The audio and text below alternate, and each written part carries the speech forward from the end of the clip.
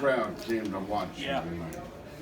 It looked like a sellout from where I was at. Yeah, They were psyched. The atmosphere was there. it was. And then they ran away from you early. How did that happen? Let me first say thank you so much to the 13,241 that came out. Playing basketball at the Pit is an amazing environment. I think at times I think I forget what our home winning streak is, but it's an amazing advantage to us. And sometimes it also brings out the best in others. And I thought that opening 3 minutes for San Diego State was the most impressive 3 minutes I've ever gone against another team in my 4 years as a head coach. They came out laser focused, not missing. They came out like a 20-0 team that they are, and we're terrific. And early in the game, we made a couple of little things here and there, and it just you have to play the perfect game to get this one, and we unfortunately were far from it. To go 4 for 23 from 3, not that we're a three-point shooting team, but we were going to need to make some shots tonight for them to go down, and we were going to need them to miss some, and quite frankly, they didn't. So by them making them and us missing them, the margin for this game just kind of grew and grew, and I thought you also have to just tip your cap to how great of a team San Diego State was tonight. What about the effort? I mean, a lot of loose balls went their way, and sometimes that could just be the ball falling the wrong way. But how do you feel about your team's effort? Yeah, our rebounding is gosh, it's something that has been an issue here quite, honestly, since we've lost some guys. We don't have a lot of physicality down there. We don't have a lot of just toughness around the rim. We've lost our bigger, stronger guys down there, and our older, more experienced guys, and we just got some young guys down there trying to fight, and they're just new, and we put the bubble on every day right now and play with the bubble and try and kind of improve that toughness and physicality, but it's hard to duplicate some of the guys they have on their team in practice. Paul, I'm not going to really try and break down this game too much. It was just two different level teams right now. Yep. How many of your guys were involved in stuff this weekend that kind of showed maybe their head is not in this season right now, and how much of that showed up tonight when you guys are down 17-0 in the first few minutes of a game? I probably need a little bit of time to think about that. I didn't feel like over the last couple days our preparation was off or different. I thought we had 2 really good practices, Monday and Tuesday, and I thought San Diego State came out and was electric, and I thought the crowd and the environment got them to a place where they were really, like I said earlier, they just seemed to have a laser focus about them. We missed a layup early. We just, a couple of little things. They're making shots, and next thing you know, I think it was 7-0 when I called a timeout or whatever it was, and came out of that, and it just started in a rough way. I don't know if it was necessarily all the things you're alluding to, but I probably need a little bit more time to think about that. Coach, San Diego's shooting great in that first few minutes, but the defense is really good too. What particularly were they doing well to make the shots difficult for you guys? Man,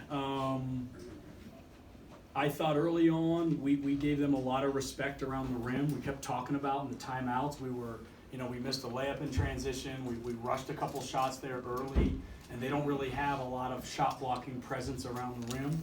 And in those first few timeouts, I just kept saying, slow down. Don't give them so much respect where we're hurrying and rushing and missing easy shots. Maybe that was the nervousness of the game. Maybe that was just the heightened awareness of it and some of the lesser experience of the guys on the court. But I guess it's also San Diego State as well. They're an amazing defensive team. I thought they showed that today, particularly at the start of the game. They just clamped down on us, and we just couldn't get anything to go down. Coach, there are some lineups on the floor that I don't think anyone could have predicted that you'd have. Sure. 5 weeks ago. Yeah. Given what you have and everything that's going on, is this thing recoverable? Yeah. I don't know. I haven't had a lot of time to think about it. You just get ready for the next day. You get ready for the next game. It was obviously a season that was on a really. It was a lot of fun, and right now maybe isn't as much fun. But I can't really predict what's going to happen in the future exactly. All we can do right now is work really hard, stay positive, stay together, play the guys that are here, play the guys that are here and able and willing to play, and hope we can get them better as the season kind of winds down. I know we're going to get the questions. Obviously, Byron Matos on the bench. Can you just kind of give an update on him, what's going on? Yeah, if I had it my way, he'll redshirt. We'll see where that goes. I told him yesterday he's not playing today. He really wanted to warm up and put on the uniform and be a part of the process, so we gave that to him. He's a young kid. It really is his decision. It's not something I'm going to put my head in the pillow at night saying that I played him or I didn't play him. It's his life, and I'm here to support him either way. But if I can guide him, my guidance probably would be to, get ready for next season and use this as a great opportunity. That being said, he might have been the best player on the floor in practice for 2 days. He knows that. He felt that. And he feels certain ways, and we'll kind of see how that unfolds. You put together a great team and you took a chance on some people, and I've praised you for that personally and on the radio. Mm-hmm. You ever get angry that 3 guys let everybody down? Oh, man. I've had a lot of time to obviously think about these things. I think we all in life want simple cause and effect explanations, and this is because of transfers, or this is because of Paul Weir, or this is because of a lot of different things. And those all may be true to some element of it. I don't think they're as black and white as some people try and make it out to be. But right now, as I've sat and I've reflected on different things, my biggest reflection for me personally, and what I would have or could have done differently, is we didn't handle winning very well. And I think Lobo basketball players in this community are of a certain stature and status. And when we got to 12-2, is quite frankly, this didn't happen last year. This didn't happen the year before, and it didn't happen when the season started. It happened when we won a lot, and the celebrity status came with it. And if I look back on anything, I regret that I did not take a more active approach to understand that and know that and reel that in. I've never had a curfew in my career. I've never done one. I've never been on a team that had one. But maybe this team needed one. Maybe this team, given how much we were winning and the stuff that came with that, I think that's what I look back on and regret to an extent. I don't regret the kids. I don't regret taking them. I still love them. I still care for them.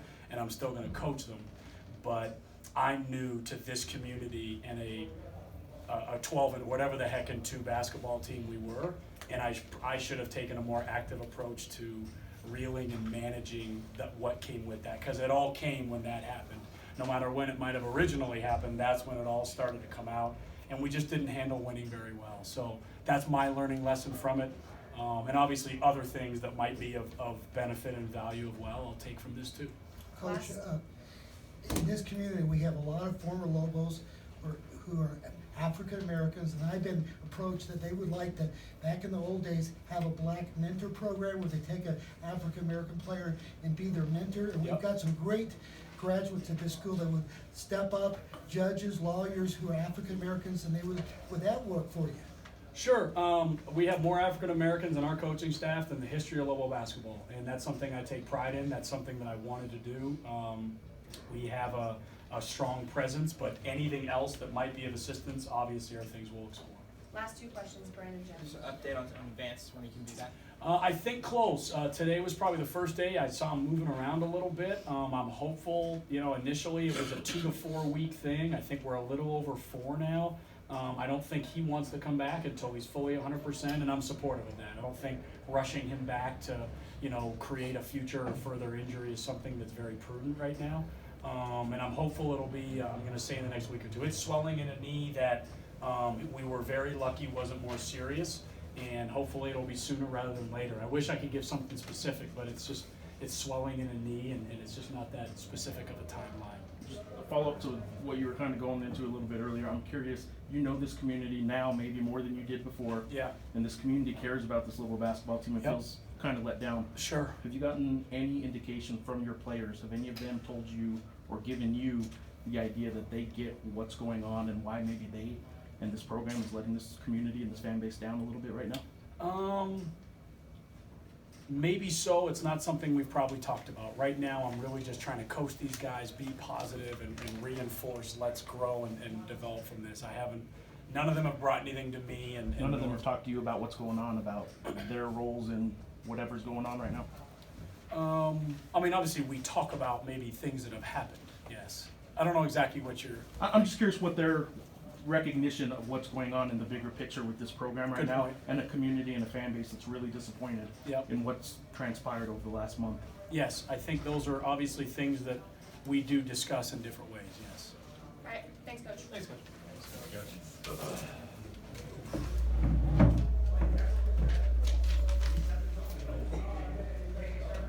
All right, questions about tonight's game for Keith McGee, 10 points, 2 rebounds, 27 minutes. You have a lot of fire in you when you play. Can you spread that fire, that enthusiasm amongst your teammates? Can you be a leader with your positive attitude? It's definitely something I'm working on. You know, my excuse me. I definitely got some teammates to follow along with, you know, just being positive. I definitely think it's something that we can do. I think it's very possible. Can you play that role? I think I can, but I'm just gonna, you know, just go with the team. I'm more of a team player. I think it is possible, but I'm just all about the team for honestly. Brennan? Keith, it was a big wave that came at you guys these first few minutes. From that point on, how did you feel like you guys were just handling playing catch up? And that's a tough thing, Yeah, 20 I nothing feel like, deficit. sorry to cut you off. I feel like we honestly just, you know, started rushing shots and we just started moving too fast, just trying to catch up. And I think that's where we messed up. I think we started overthinking things as far as driving to the basket, doing too much for a layup. I think that's where we messed up because we was just so focused on, oh, we're behind, we got to get back, instead of just, you know, taking our time and actually running plays, setting something up. I think that's where we messed up at. You know, had we just calmed down a little bit, I think the game was going a lot better. Obviously, you guys got to be pretty frustrated, but I mean, there were spurts in that game where you're showing some fire. I mean, what is the, I guess, overall feeling of the team, the locker room? I mean, we're a little down right now, but you know, it's just a game. You know, you gotta always come back, go to practice, work harder, just get better for the next game. Like, it happened. All right, now we on the Fresno stage. That's where we all at right now. You just played a top 5 team. You feel like they are deserving of that ranking, and you feel like Oh, yeah, they if you are. would have been at full strength, you guys would have been able to beat them, or? Honestly, I think it would have been a great matchup if we would have had our full team. I feel like we could have possibly been the upset, but you know, it just wasn't in our favor tonight. Like Coach said, we got a lot of young guys right now. We're all just we're just trying to get better, you know. So that was tough. Last one. So is it disappointing when your other teammates aren't able to contribute, and you know they're getting in different issues? It hurts a little bit, but at the end of the day, you gotta focus on the next thing, and that's about winning, getting better.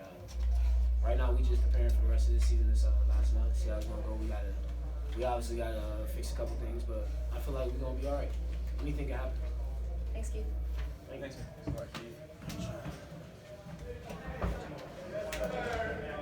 You did great. All right. Jordan Arroyo, career high 20 minutes tonight. Jordan, you guys obviously ran into a team that was just next level kind of stuff. You get your most minutes against the number 4 team in the country. Kind of surreal out there. I mean, checking in and playing that much against a team like that? Playing the pit is always a surreal feeling. Just it's almost like ground shaking, the noise that you hear from the 13,000 plus that come to support us. Hats off to them. They made a lot of shots. We didn't make a lot of shots. It was definitely a really fun experience. I didn't feel any more nervous than any other game because Coach Weir prepares us for every single game. He made sure that we knew this is a top 5 team. He made sure we were prepared to play a top 5 team, even though it didn't quite show on the court or on the end box score. The people who were in, they played as hard as they could. Everybody gave their all. But I felt really comfortable. I just tried to play my role. I'm not the best scorer, so I try to get other guys open, get the scrap points on the rebounds, just do everything that I can to help the team win. Speaking of rebounds, Jordan had 7 for those of you guys don't have stat sheets. Wow, 7 rebounds. Did you feel like a contributing Lobo tonight? And being out there on the floor for a lengthy period of time, what was the feeling? It was a great feeling that the coaches trusted me as much as they did against the top 4 team. I really can't thank them enough for the opportunity to give me at the school. Like as a whole, I've had an amazing 2 years here, and to play against the top 5 team, it was just I just felt comfortable. I felt like I was able to do things that helped the team. Like getting those rebounds, I just felt like I was going to give my heart on the floor, just leave it all out there for them. So every chance that I could, I tried to tip a ball to a teammate if I couldn't grab it myself. Just prepared myself for this moment and just took advantage. Very grateful for it. Jordan, a much different looking team playing Fresno State compared to the last time we saw the Bulldogs. You may get more minutes too. How does this team just keep adjusting, whether you're playing an opponent you've already played or an opponent like tonight you hadn't played yet? Well, just like tonight, especially since we played Fresno, it's a little bit of an advantage. We have the film, of course, of them playing everybody else. We know their strengths and weaknesses, and we also know how they came out against us the first time we played them. For example, if someone was only averaging 4 points a game on Fresno and they came out and scored 18 on us, we know to watch out for them. We're just always extremely well prepared because of our coaches who learn their plays, have us run the plays against each other, so we actually know the plays when it comes around to the time being. It's, like I said, like how I always talk about being comfortable, it's just a comfortable feeling that I have and I think a lot of my other teammates have because we know what we're up against, and I feel like going into Fresno, we're ready to bounce back from this loss. Last question. Obviously, man. Last question, Jeremy. You know, on paper, you're not the biggest guy, you're not the biggest leaper, but you're still able to get your hands on ball. You're still able to get your shots up. How are you able to do that? Just heart and effort. I feel blessed every time that I get to step out on that court. I never thought I would be playing collegiate basketball ever, even after my senior year. So I just feel extremely blessed to be in this position. So every time that I get the chance, I give it 110%. I play as hard as I can. I do every single thing that I possibly can because I don't want to have any regrets because you only get one chance at this. I'm not going to get a sophomore year back. I won't get to play number 4 San Diego State again. So I just made sure I did everything that I could. Every hand on the ball, every possession that I could stop on them, on their end, everything that I could do, I just did it. Thanks, Jordan. Thanks, man. Appreciate it.